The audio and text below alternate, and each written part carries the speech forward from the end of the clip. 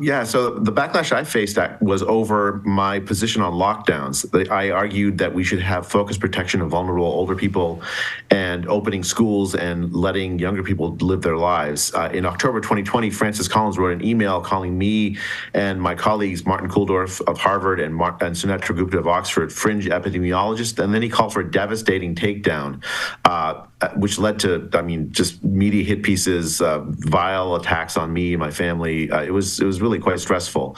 What the lab leak, people who allege the lab leak faced in 2020 was very similar, that they were called conspiracy theorists, racist, because they somehow alleging that there was a lab leak was a racist theory. And a lot of that came from the very top of the NIH. It came from people like Tony Fauci and Francis Collins.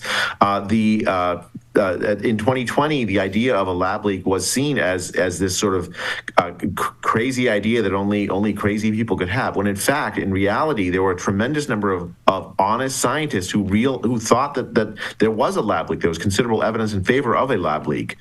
To see Francis Collins now say that it's a matter of honest scientific discussion and debate is absolutely stunning. At the time, when he was the head of the NIH, he could have convened a panel and said, look, let's look into this realistically. Let's look at the evidence for it. Let's have an honest discussion about it.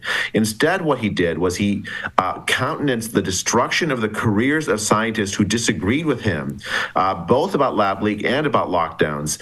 He abused his power as head of the NIH to create an illusion of consensus that there was no lab leak, that the lockdowns were going to work, that the school closures were a good idea, when in fact none of that was true.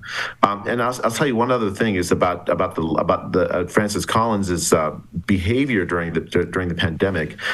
That abuse of power, I think, in part was motivated by the fact that during the lead up to the pandemic, Francis Collins authorized the conduct of dangerous gain of function research.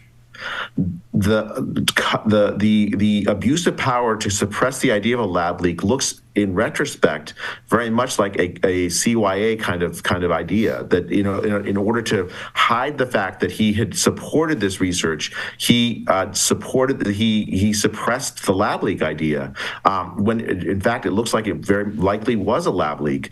And I think it's great to finally see some kind of transparency happening on this topic.